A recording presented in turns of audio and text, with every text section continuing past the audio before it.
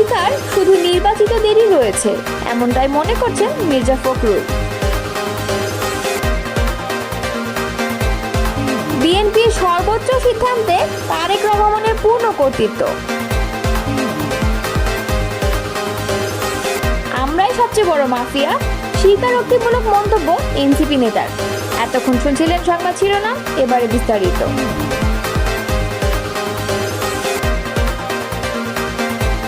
অনির্বাচিত ব্যক্তিদের কাছে দেশ ও জাতি নিরাপদ নয় বলে জানিয়েছেন বিএনপির যুগ্ম মহাসচিব খায়রুল কবির খোকন।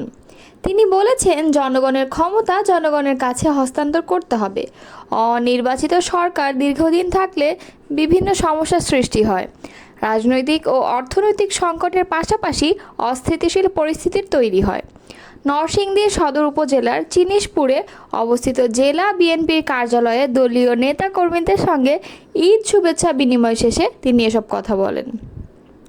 খায়রুল কবির খোকন বলেন, ফ্যাসিস্ট ও তাদের দোসররা বাংলাদেশ থেকে 30 লাখ কোটি টাকা পাচার করেছেন। সেই টাকা দিয়ে তারা বাংলাদেশকে অস্থিতিশীল করার চেষ্টা করেছেন। তিনি বলেন, প্রধান উপদেষ্টা থেকে শুরু করে অন্যান্য উপদেষ্টাদের মধ্যে সমন্বয়ের অভাব দেখা যাচ্ছে। তাদের কথাবার্তায়ও অসঙ্গতি পরিলক্ষিত হচ্ছে। তাদের রাষ্ট্র পরিচালনার অভিজ্ঞতা নেই, তাই দেশে লেজে গোবরে অবস্থা সৃষ্টি হচ্ছে। ফলে দেশের আইন শৃঙ্খলা অবনতি হচ্ছে, বিদেশি বিনিয়োগ হচ্ছে না। নির্বাচন প্রসঙ্গ টেনে বিএনপির নেতা বলেন, একটি দলকে আগামী দিনে ভালো অবস্থানে নেওয়ার জন্য প্রধান উপদেষ্টা চিন্তা করলে এ সরকার নিরপেক্ষতা হারাবেন। তাই আমাদের আহ্বান, অন্তর্বর্তীকালীন সরকার যেন জনগণের পালস বুঝেন, কারণ আমরা চাই না আস্থার সংকটের কারণে জনগণ আবার রাস্তায় নামুক।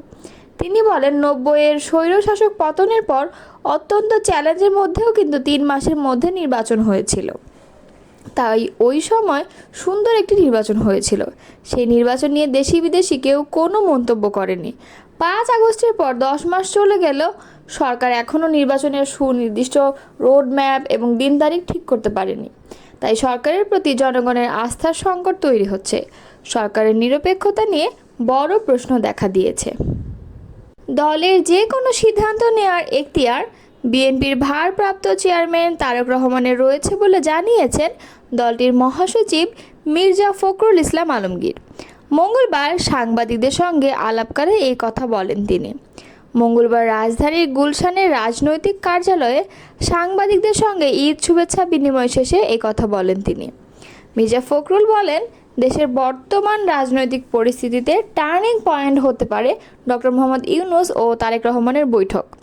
এই বৈঠকের মাধ্যমে রাজনৈতিক সংকট কাটবে বলে আশাবাদী বিএনপি। তিনি বলেন, স্থায়ী কমিটির এই বৈঠককে স্বাগত জানিয়েছে। জাতীয় ও আন্তর্জাতিকভাবে এই বৈঠকের গুরুত্ব ও সম্ভাবনা অনেক।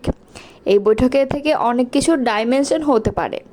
বিএনপি মহাসচিব বলেন, দলের স্থায়ী কমিটি তারেক রহমানকে যে কোনো বিষয়ে সিদ্ধান্ত নেওয়ার এখতিয়ার দিয়েছে বলেও জানান তিনি। আগামী 13 জুন সকাল 10টা থেকে 11টার মধ্যে এই বৈঠকটি হবে। লন্ডনের ডরচেস্টার হোটেলে অন্তর্বর্তী সরকারের প্রধান উপদেষ্টা ডক্টর মোহাম্মদ ইউনূস ও বিএনপির ভারপ্রাপ্ত চেয়ারম্যান তারেক রহমানের মধ্যে প্রায় ঘণ্টাব্যাপী বৈঠক হবে। উল্লেখ্য, ডক্টর ইউনূসের যুক্তরাজ্য সফর ঘোষণা আসার পর থেকেই তারেক রহমানের সঙ্গে বৈঠকের সম্ভাবনা নিয়ে রাজনীতির অঙ্গনে আলোচনা চলছিল। যদিও শুরুতে প্রধান উপদেষ্টার আনুষ্ঠানিক সফরসূচিতে বৈঠকের বিষয়টি অন্তর্ভুক্ত ছিল না। জাতীয় নাগরিক পার্টির কেন্দ্রীয় কার্যনির্বাহী সদস্য জোবাইরুল আলম মানিক বলেছেন, আমরা জুলাই অভ্যুত্থান সফল করেছি।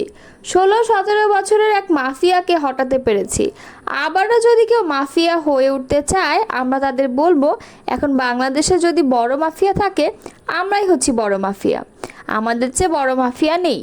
সোমবার বিকেলে চট্টগ্রামের আনোয়ারা উপজেলার কালাবিবির দিঘির মোড়ে একটি কমিউনিটি সেন্টারে এনসিপি আয়োজিত ঈদ পুনর্মিলনী অনুষ্ঠানে প্রধান অতিথির বক্তব্যে এসব কথা বলেন তিনি। জোবাইরুল আলম মানিক বলেন, আমার বিরুদ্ধে অনেকেই অনেক কিছু বলে, তাতে আমার কিচ্ছু যায় আসে না।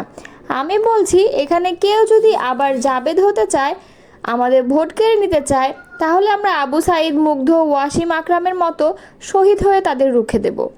এনসিপি নেতা দেলোয়ার হোসেনের সভাপতিত্বে ও এমইউ মাহমুদের সঞ্চালনায় অনুষ্ঠানে অন্যদের মধ্যে উপস্থিত ছিলেন গণ অভ্যুত্থানে আহত মোহাম্মদ জাবেদ, বৈষম্য বিরোধী ছাত্র আন্দোলনের সম্মিলিত বেসরকারি বিশ্ববিদ্যালয়ের যুগ্ম আহ্বায়ক শাহিদুল আলম সহ আনোয়ারা ও কর্ণফুলী উপজেলা নেতাকর্মীরা। অনুষ্ঠানে আনোয়ারা ও কর্ণফুলী উপজেলার জুলাই আন্দোলনে আহত যোদ্ধাদের সংবর্ধনা দেওয়া হয়।